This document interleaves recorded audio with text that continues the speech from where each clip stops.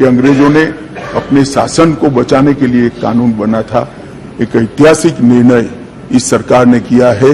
राजद्रोह को कंप्लीटली हम रिपील कर रहे हैं, कंप्लीटली। 15 अगस्त 1947 को हमारा देश तो आजाद हो गया था, लेकिन आजादी के बाद भी हमको उन पुराने कानूनों से आजादी अब तक नहीं मिली थी। अभी तक हमारे पास वो ब्रिटिश औपनिवेशिक समय के काल के वो कानून हम पर थोपे जाते थे। इसमें से सबसे बड़ा कानून था राजद्रोह का मुकदमा।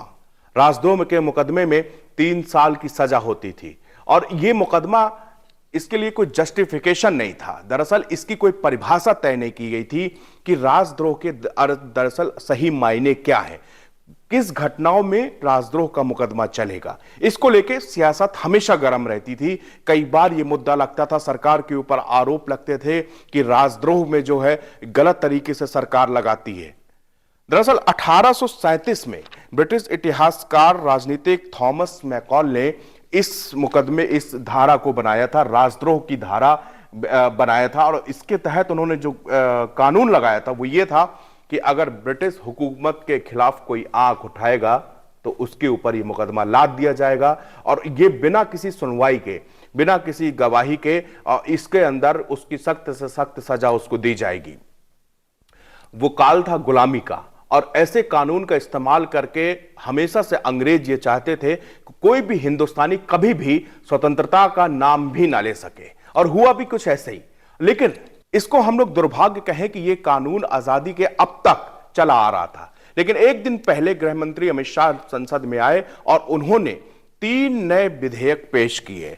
इसके साथ ही उन्होंने सबसे जो अहम इसमें कड़ी आती, बहुत सारे कानून हैं जो कि हटाए गए और बहुत सारे कानून जो है, कुछ धाराएं नई जोड़ी गई। और इस तरह से उन्होंने कहा कि हम कानून को और ज्यादा मजबूती देंगे। इसमें महिलाओं के खिलाफ अपराध हो, नाबालिग बच्चियों के रेप हुआ हो, उसमें सजाए मौत की सजा हो गई, मुकर्रर की गई है।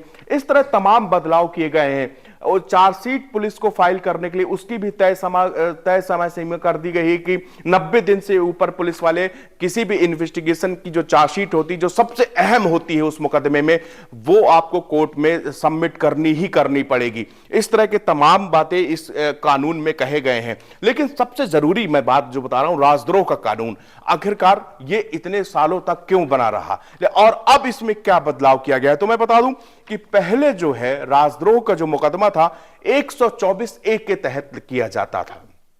आपने देखा होगा कि जामिया मिलिया इस्लामिया हो, जेएनयू हो, जब भी यहां पर कभी प्रदर्शन होते थे, सरकार के खिलाफ नारेबाजी होती थी, तब भी जो है ये राजद्रोह के मुकदमे कई वहां के पढ़ने वाले स्टूडेंट के ऊपर लगाए गए। उसके बाद उन लोगों ने सरकार के ऊपर आरोप लगाया कि सरकार जो है जानबूझकर अपने खिलाफ आलोचना सहन नहीं कर पाती, इसलिए ब्रिटिश काल के इस कानून का उपयोग किया जाता है। क्योंकि ब्रिटिश काल में इस कानून का उपयोग तभी किया जाता था जब सरकार के खिलाफ कोई आवाज उठाता था। जैसे कोई क्रांतिकारी होता था, अगर वो आजादी के नारे लगा देता था या ब्रिटिश हुकूमत के खिलाफ आवाज बुलंद करता था या वो आंदोलन के लिए अपनी टोली बनाता था, उस समय उनको प्रताड़ित करने के लिए सबसे बड़ा हथियार था। उस हथियार का नाम है राजद्रोह, जो कि अब खत्म हो गया है। लेकिन इसके साथ साथ इस कानून को और भी सख्त किया गया है।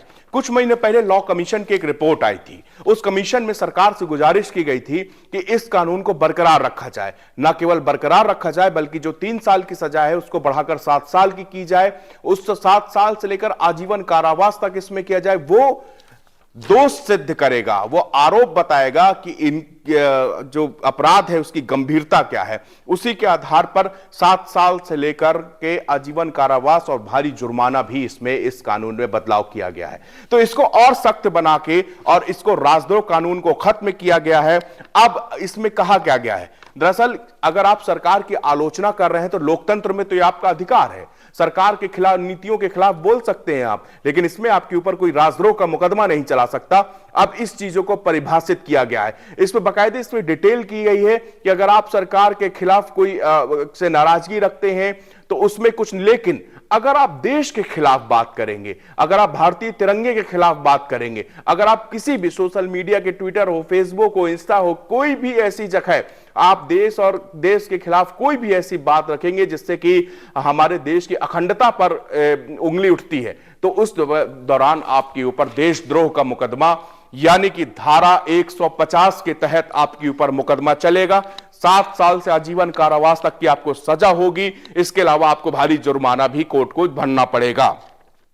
मैं आपको एक डेटा है मेरे पास जो ये बताता है कि एनसीआरबी के मुताबिक जो है 2014 से और 2021 तक 428 मुकदमे इसी राजद्रोह कानून के तहत दर्ज किए गए थे, जिसमें 634 इसमें लोग अरेस्ट हुए थे।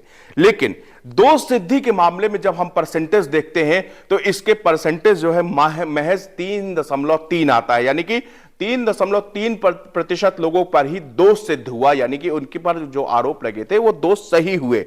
तो अब ये सवाल ये भी उठने लगा था कि क्या सरकार इस कानून के दायरे पे रख के इसकी कोई परिभाषा नहीं है तो किसी के ऊपर भी थोप दिया जाएगा। यानी कि अगर हम सरकार के खिलाफ आलोचना कर रहे हैं, यानी कि अगर लेखक है, पत्रकार है, व्यंग्यकार है, टीका टिप्पणी अगर कोई करता है तो क्या उसके ऊपर राजद्रोह का मुकदमा यूं ही नहीं चलाया जा सकता। लेकिन ऐसे आरोप जब लगे, जब सरकार को ये बार बार सवाल उठाने पड़े, लोगों ने उठाए कि क्या ये बताइए कि जेएनयू में अगर कोई सरकार के खिलाफ आवाज उठा रहा है या नारेबाजी कर रहा है तो वो राजद्रोह में आएगा।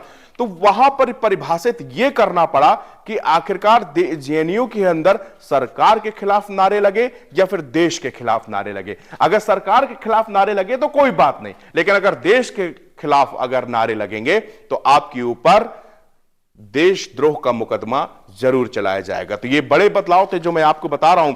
इसकी और ज्यादा बारीकी अगर आपको पढ़नी हो, जाननी हो, तो उसके लिए आप नवभारत टाइम्स की वेबसाइट पर जाके इसके पूरी एक एक आर्टिकल को पढ़ सकते हैं, क्योंकि ये एक बहुत कानूनी दांव पेच है। इनको आपको बारीक से समझना पड़ेगा, बहुत सारे इनमें पचड़े होते हैं। लेकिन मैंने आपको जो बताया वो ये है कि 1837 में ब्रिटिश काल का ये कानून अब खत्म हो गया है। इसके खत्म होने की प्रक्रिया शुरू हो गई है। जल्द ही आपको ये भी जब बिल पास हो जाएंगे तब राजद्रोह को यानी कि 124A पूरी तरह समाप्त हो जाएगा। उसकी जगह धारा 150 के तहत आपके ऊपर देशद्रोह का मुकदमा दर्ज किया जाएगा अगर आपने देश की एकता अखंडता को कहीं से भी नुकसान पहुंचाने की कोशिश की। वो आपने बोल के की हो, वो आपने लिख के की हो, वो आपने किसी भी सोशल मीडिया पोस्ट में की हो, वो आपने किसी व्हाट्सएप पे मैसेज भेजा हो, वो आपने किसी ग्रुप में किया हो, वो किसी भी तरह किया हो, वो जांच एजेंसियां खोज के निकालेंगी और उसके बाद आपको 7 साल से लेकर आजीवन कारावास की सजा तक भुगतनी पड़ सकती है।